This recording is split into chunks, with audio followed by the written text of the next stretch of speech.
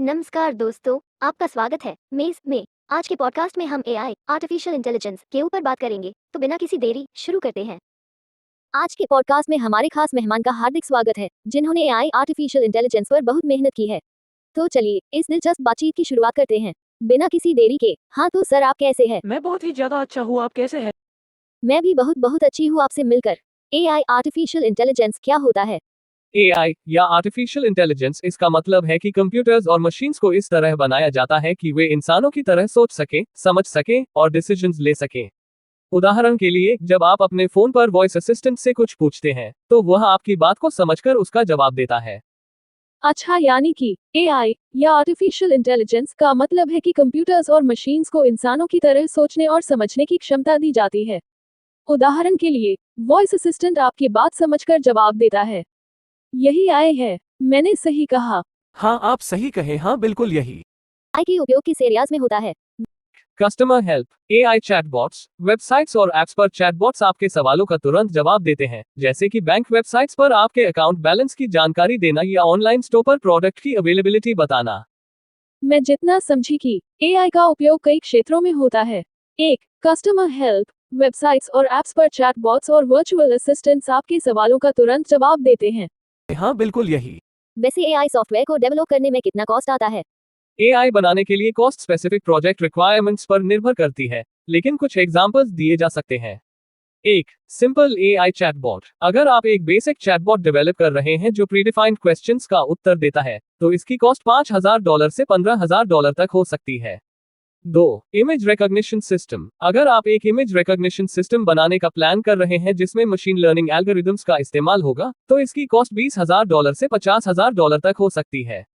तीन, customised AI solutions. अगर आपको कस्टमाइज्ड एआई सॉल्यूशंस चाहिए, जैसे रिकमेंडेशन सिस्टम्स, प्रेडिक्टिव एनालिटिक्स या नेचुरल लैंग्वेज प्रोसेसिंग एप्लीकेशंस, तो इसकी कॉस्ट $50,000 से $1,50,000 तक हो सकती है या उससे भी अधिक। चार, एडवांस एआई सिस्टम्स। अगर आपको एडवांस एआई सिस्टम्स डेवलप करना है, जैसे autonomous vehicles, medical diagnostic systems या कॉम्प्लेक्स डेटा एनालिटिक्स प्लेटफॉर्म्स, तो इसकी कॉस्ट $2,00,000 से अधिक हो सकती है। ये एस्टिमेट्स हैं और एक्चुअल कॉस्ट्स वेरी कर सकती हैं डिपेंडिंग ऑन प्रोजेक्ट रिक्वायरमेंट्स। यानी कि एआई बनाने की कॉस्ट प्रोजेक्ट की रिक्वायरमेंट्स पर निर्भर करती है, लेकिन कुछ एग्जांपल्स दिए जा सकते हैं। एक, simple AI chatbot, basic chatbot जो प्रीडिफाइंड क्वेश्चंस का उत्तर देता है। इसकी कॉस्ट $5,000 से $15,000 तक हो सकती है। दो, image recognition system, image recognition system जिसमें मशीन लर्निंग एल्गोरिदम्स का इस्तेमाल होगा। इसकी कॉस्ट $20,000 से $50,000 तक हो सकती है। हाँ, आप सही कहे। मुझे तो सच में आपसे बात करके मजा आ रहा है। अच्छा, तो हमने इतना कुछ जाना एआई आर्टिफिशियल इंटेलिजेंस के बारे में। एआई के फायदे क्या है? कम समय में ज्यादा काम। एआई तेजी से काम करने में मदद करता है।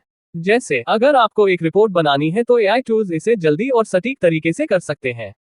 दो, बड़ा डेटा समझना। एआई बड़ी मात्रा में डेटा का एनालिसिस करके महत्वपूर्ण जानकारी निकालता है। जैसे एक कंपनी अपने ग्राहकों के डेटा को देखकर समझ सकती है कि कौन से प्रोडक्ट्स ज्यादा पसंद किए जा रहे हैं। तीन, पर्सनलाइज्ड सॉल्यूशंस। एआई हर व्यक्ति की जरूरत के हिसाब से सॉल्यूशंस देता है। जैसे ऑनलाइन शॉपिंग वेबसाइट्स आपके पिछले खरीदारी के हिसाब से प्रोडक्ट सजेस्ट करती हैं। चार, कम लागत में ज्यादा उत्पादन। आई के इस्तेमाल से प्रोडक्शन कॉस्ट कम होती है और काम की कैपेसिटी बढ़ती है। जैसे फैक्ट्रीज में रोबोट्स का उपयोग करके प्रोडक्ट्स जल्दी और सस्ते में बनाए जा सकते हैं।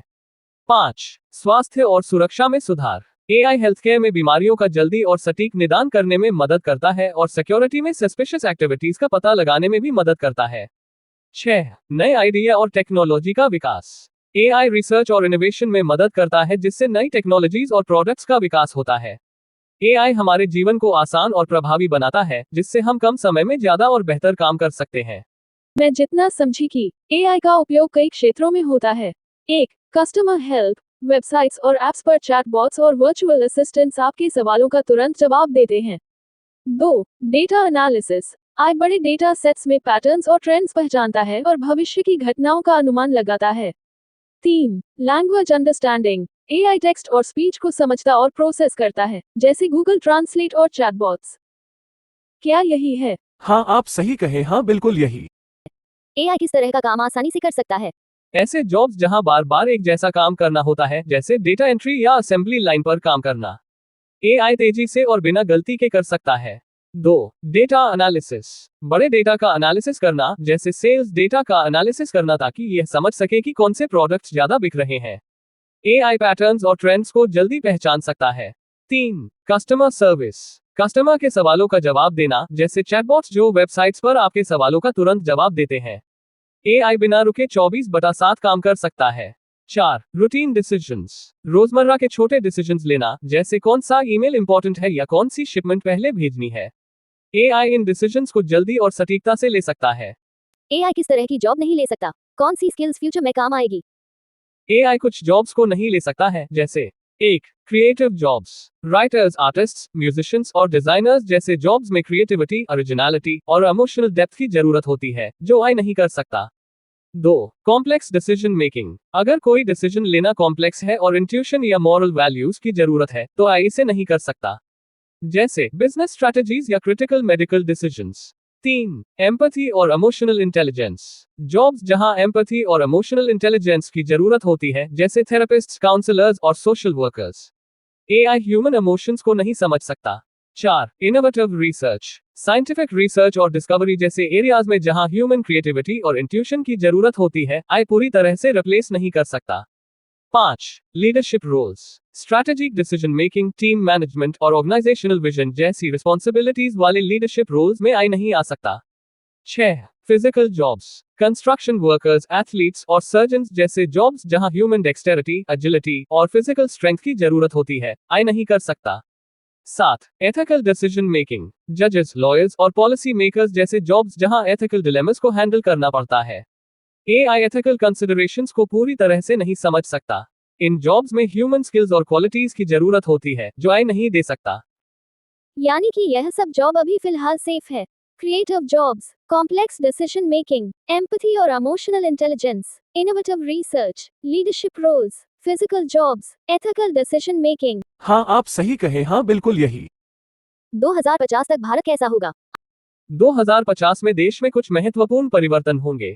1. तकनीकी विकास। तकनीक और AI का उपयोग बढ़ेगा। स्मार्ट शहर, स्वयं चालित कारें और डिजिटल गवर्नेंस सामान्य होंगे। 2. जलवायु परिवर्तन केंद्रित। जलवायु परिवर्तन से निपटने के लिए नेजिलेबल ऊर्जा और पर्यावरण हितैषी अभ्यासों का उपयोग बढ़ेगा।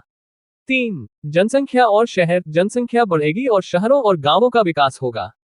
4. वैश्विक कनेक्शन। देश के वैश्विक कनेक्शन और सहयोग में सुधार होगा, जिससे व्यापार और नवाचार में वृद्धि होगी। 5. आय और नौकरियां। आय और स्वचालन से नौकरियों और कौशलों में परिवर्तन होगा, जिससे नई नौकरियां उत्पन्न होंगी। 6. स्वास्थ्य और शिक्षा। स्वास्थ्य और शिक्षा में तकनीक का उपयोग और नवाचार बढ़ेगा। कुल मिलाकर 2050 में देश तकनीक, पर्यावरण और समाज के पहलू में उन्नत होगा। आपसे बात करके बहुत अच्छा लगा। I hope you enjoy today's conversation. हमारे साथ जुड़े रहने के लिए बहुत बहुत धन्यवाद।